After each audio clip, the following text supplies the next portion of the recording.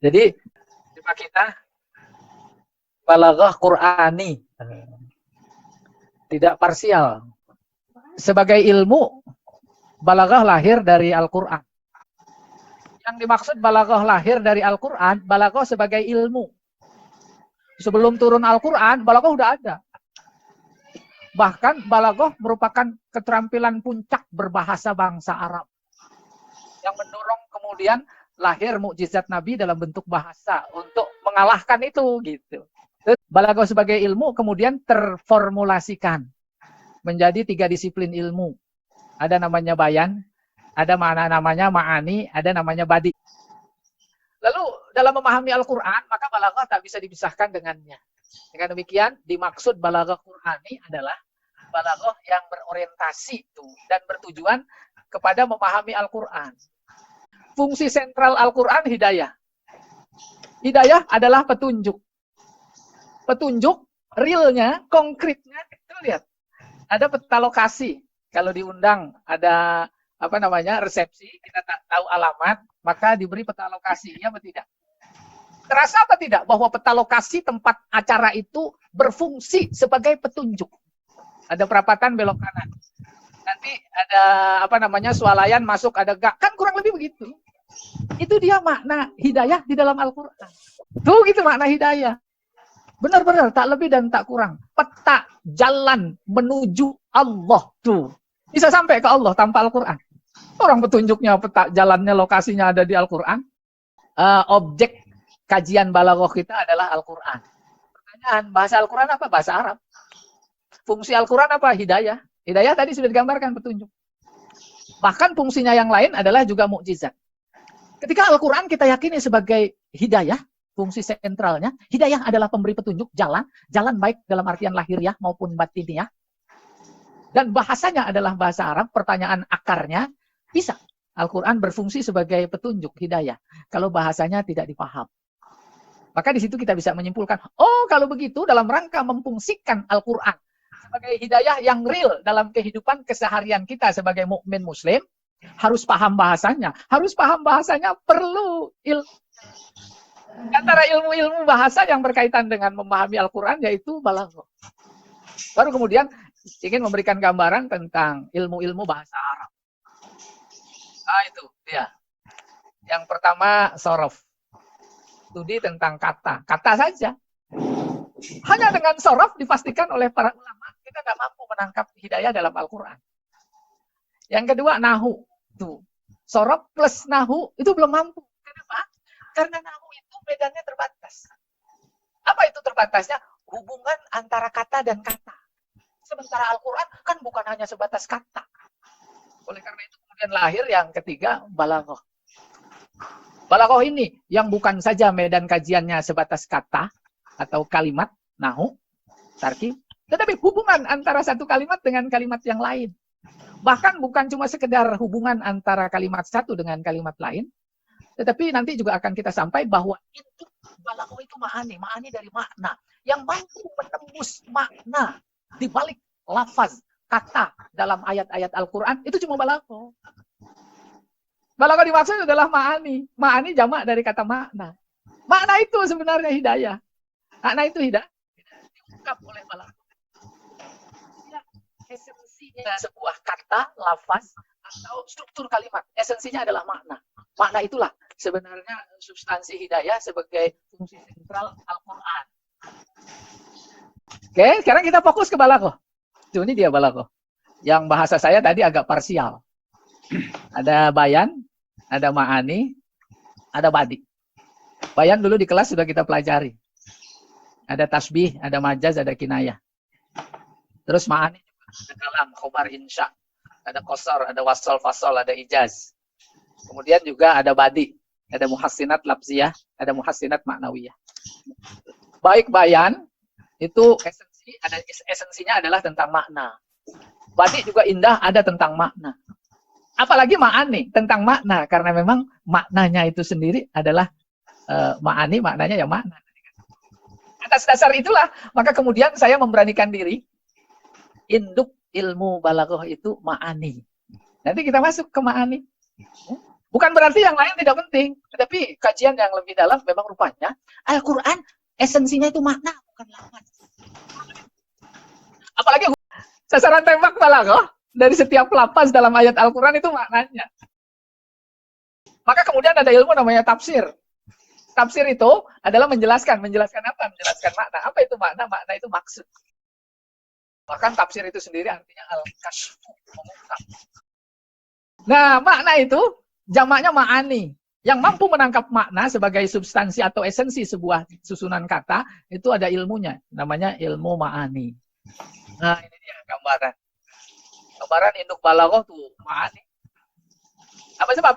Lagi belajar tasbih, itu kan menyampaikan makna. Belajar majaz juga menyampaikan makna. Semuanya makna. Ma'ani juga begitu. Nah, kita masuk nih. Lebih spesifik lagi. Dari mana sih asal muasal ilmu ma'ani? Itu berdekatannya tuh. Dari kata ana. Ana itu maknanya, lihat kamus kosoda. Kosoda artinya maksud. Oleh karena itu makna yang sudah menjadi bagian dari bahasa Indonesia, itu sebenarnya maksudnya. Apa maknanya? Apa maksudnya? Bismillahirrahmanirrahim. Apa maknanya? Artinya, apa maksudnya? Kalau Bismillahirrahmanirrahim kemudian diindonesiakan menjadi dengan nama Allah yang Maha Pengasih. Itu mah terjemahan. Beda sama makna. Makna itu maksud. Apa maksudnya? Itu yang diungkap secara tuntas oleh balaghah. Bukan cuma bismillah, tetapi mulai bismillah sampai an-nas. Harus seperti itu. Itu yang saya maksud dengan balaghah Qur'ani. Ana yakni apalagi udah jadi bahasa Indonesia. Kita sering dalam bahasa Indonesia nyebut yakni, ya. Terus inayah. Inayah artinya perhatian. Kalau makna adalah esensi sebuah susunan kata atau kalimat, inayah adalah perhatian. Memang itu yang harus menjadi fokus perhatian kita. Apalagi terhadap Al-Quran. Itu hubungan antara satu kata dengan kata yang lain. Inayah, itu yang harus diperhatikan. Bukan sekedar bacanya saja, tapi maknanya. Maka inayah artinya perhatian. Baru ketemu tuh makna. Kalau ilmu sorof bilang, ini namanya masdar mimi. Kayak hayatun, hidup masdar. Masdar miminya mahya. Mahyaya. Mautun. Masdar miminya mamat. Mahyaya. Wa mamati. Tuh masdar ini. Ini juga begitu, inayah. Makna. Tuh. Makna mufrad. Terus jamaknya ma'ani. Ketemu kita. Ilmu. Namanya ilmu ma'ani. Paham kita. Yaitu ilmu yang sasaran tembaknya adalah makna. Makna artinya maksud. Ayat-ayat Al-Quran. Maksudnya apa ini? Tuh gitu. Nih, kayaknya udah pada kelamaan ya. Nih, gambaran ilustrasi. Saya teruskan ya. Gambar apa nih? Tuh, gambar lempeng. Itu lingkaran itu bungkusnya lampu. Demikian hubungan antara lafaz dan makna. Isinya itu makna. Kayak begitu bahasa. Bungkusnya yang bambu itu bahasanya. Nah, itu. Demikian juga secara khusus ayat-ayat Al-Quran. Bismillahirrahmanirrahim itu mau bahasa. Lafaz. Maknanya itu isinya di dalam. Sehingga ayat yang notabene adalah bahasa hanya pembungkus. Allah kan bahasanya. Allah kan nggak berbahasa. Dan nggak berhuruf lagi. Oleh karena itu dibungkus. Paham insya-Allah. Untuk mencapai makna sebagai isi yang digambarkan lemang itu, kan bungkusnya harus dibuka. Bungkusnya bukan daun pisang, bukan bambu, bahasa Arab. Maka bukanya pakai ilmu. Tuh hubungannya. Ilmu apa? Ilmu bahasa. Bahasa apa? Bahasa Arab. Ada saraf, ada nahu. Nah, itu yang paling kuat. Balaghah yang mampu. Kalau saraf, kita mampu membuka isinya. Nahu juga tidak. Yang dibuktikan pada contoh pengantar ini yaitu bismillah. Demikian hubungannya. Terus ke bawah Pak. Nah ini contohnya bismillah. Bismillahirrahmanirrahim. Nah itu mau bungkus. Makna dan maksud yang Allah titipkan dalam pesan bismillah kan adanya di dalam. Itu harus dibelah. Belahnya pakai ilmu. Ilmu apa? Ilmu bahasa. Bahasa apa? Bahasa Arab. Demikian juga berikutnya. Biar jelas. Nah ini. Al-Quran mulai dari surat Al-Fatihah sampai An-Nas, kata An-Nas dalam surat An-Nas, itu ibaratnya bungkus. Makna di balik itu, nah itu dia esensinya. Esensinya. Kalau selama ini kita baca Al-Quran atau dengar, indah, enak, nikmat kedengarannya. tapi tak tahu maknanya, maksudnya. Kurang lebih begitu. Gambaran apa itu? Ibarat makan lemang sama bambu-bambunya itu enak. Apalagi kalau dalamnya saya jadi kupat, gitu kurang lebih gambarannya. Nah itu kehebatan Al-Quran, ibarat lemang makan sama bambunya saja enak. Itu buktinya, luar biasa kita menikmati. Bahkan bercucuran air mata ketika melihat ada seorang tunanetra anak-anak hafal Al-Quran. Pada nangis apa enggak? Tuh hebat kemujizatan Al-Quran itu, jangan dikira. Ilustrasi Bismillah dari sudut pandang Balaghah. Al-Quran bahasa Arab. Dari sudut pandang kajian bahasa, maka Al-Quran adalah buku bahasa. Bahasa baik Al-Quran maupun buku-buku yang lain sama dan sebangun. Apa isinya? Isinya kata. Apa isinya lagi? Sebagai buku bahasa, kalimat. Apalagi isinya?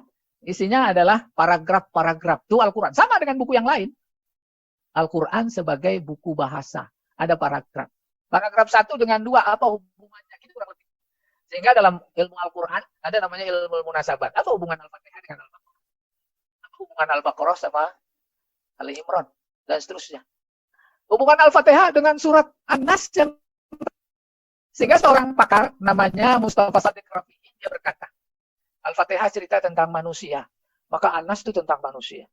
Lalu disimpulkan, Al-Quran adalah bukan buku apa-apa, tetapi buku tentang manusia dan kemanusiaan. Manusia pertama, manusia selama hidup di dunia sampai kiamat, manusia di dalam alam kubur, dan manusia di akhirat kelak. Itu Al-Quran di sini. Kan luar biasa. Nah, sekarang ini yang ada di dalam slide, itu memahami Al-Quran dari sudut pandang Balaghah harus bermula dari sorof. Maka dipilah-pilah. Ada 5 kata. Alhamdulillah ini udah pernah latihan kita di kelas. Bi, ismi, Allah. Berikutnya nih. Kita lihat bi. Yang kalau kita lihat terjemahan diartikan dengan. Ini bukan aspek terjemahannya dulu. Ada sudut pandang terhadap bi. Pertama sorof. Apa kata sorof? Sorof bilang bi itu huruf. Selesai. Bukan fi'il, bukan isi. Sorof segitu medannya. Terus Nahu bilang, apa itu bi? Huruf jar. Dari fungsional. Selesai. Nggak menemukan makna. Baru kemudian Balaghah. Yang induknya adalah ilmu ma'ani. Apa maksudnya? Makna di balik bi. Yang dia adalah bentuknya huruf, fungsinya mengejarkan, ada makna di baliknya. Yang pertama maknanya lil ilsok. Tuh, sampai kita makna. Ilsok artinya nempel. Nempel udah kebayang. Kalau saya berkata begini. Abtud darsa bil kolam. Saya nulis pelajaran bi tuh dengan pulpen. Bi-nya disebut lil ilsok. Lagi nulis pelajaran di papan tulis, tuh spidol nempel apa enggak di tangan. Tuh, itu artinya ilsok. Bisa nulis di papan tulis pakai spidol, tapi spidolnya enggak nempel. Nah, sekarang bi kita jumpai pada bismillah. Bi itu nempel. Kita lagi melakukan sesuatu pekerjaan sesuai dengan hadisnya. Kalau amrin dibalik layu taufihi bismillah fahuwa abtar. Mulailah segala pekerjaan baik Anda dengan membaca bismillah. Minum kita kerjaannya. Itu lagi kita melakukan pekerjaan namanya minum. Ada yang nempel. Seperti halnya ketika nulis yang nempel pulpen. Yang nempel dalam konteks pekerjaan yang kita lakukan seperti minum apaan? Ismi. Itu dia yang nempel. Nah, nempel. Karena itulah Nabi sadar betul. Pekerjaan itu terlaksana hanya karena nama Allah. Ya, kebayang ya? Nempel dia. Mau dibuktikan apa enggak nih? Nempel apa enggak? Oke, saya buktikan. Itu nama Allah nempel. Padahal kajian tentang nama ini harus terlewati dulu baru diberi ilustrasi. Pokoknya kita minum. Baca bismillah. Bismillahirrahmanirrahim.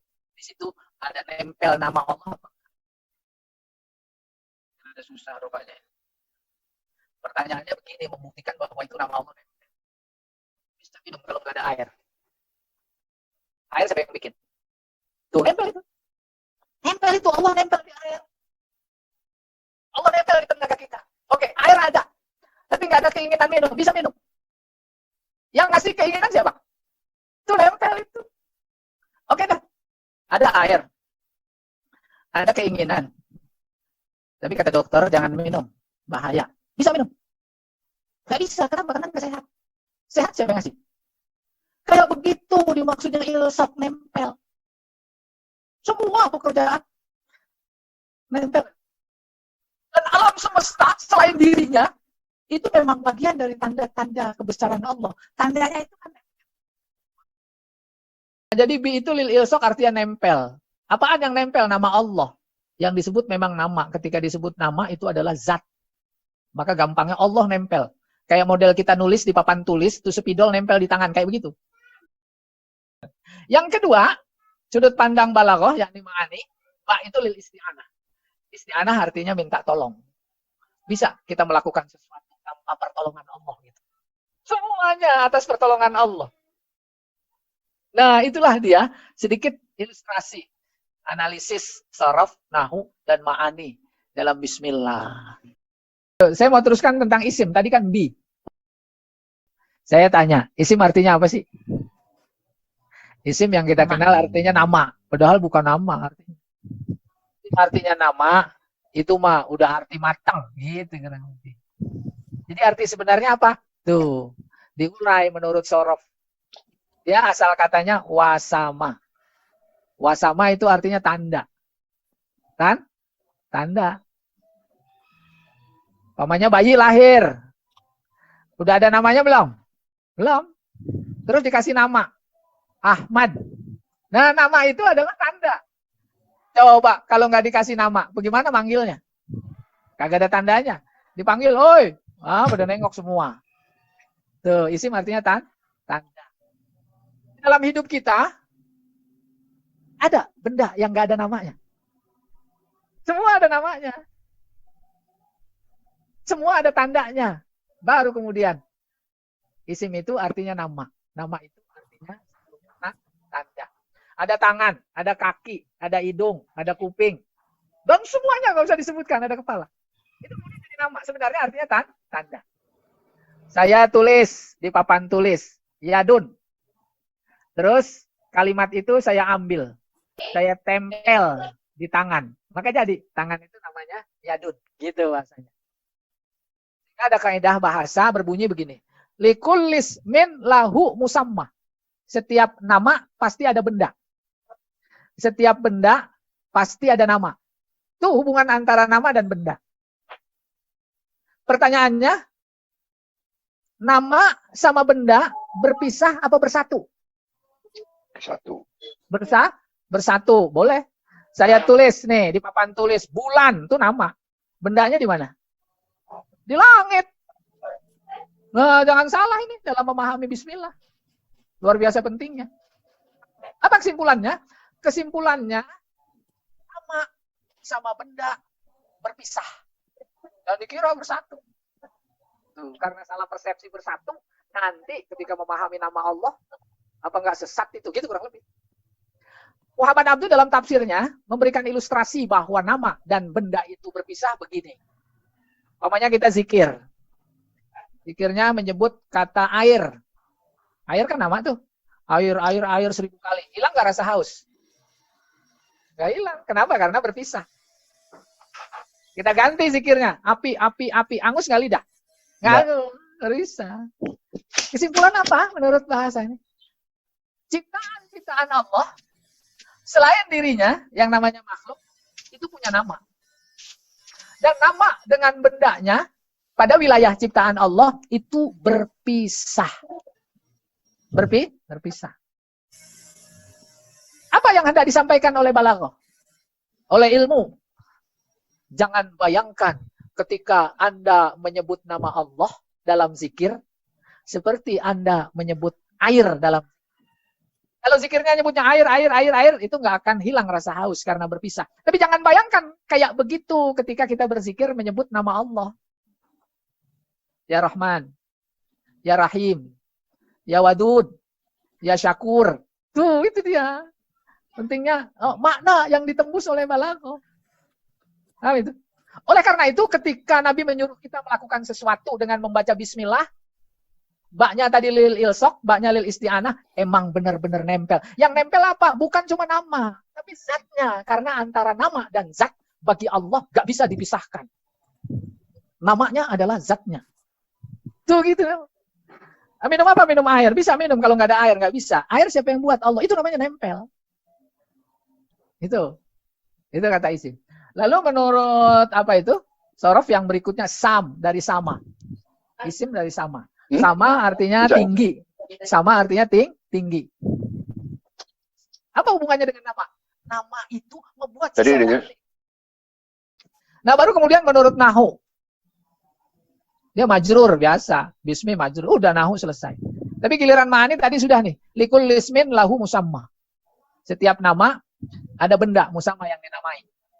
Maka pertanyaannya, antara nama dan yang dinamai bersatu apa berpisah tadi itu.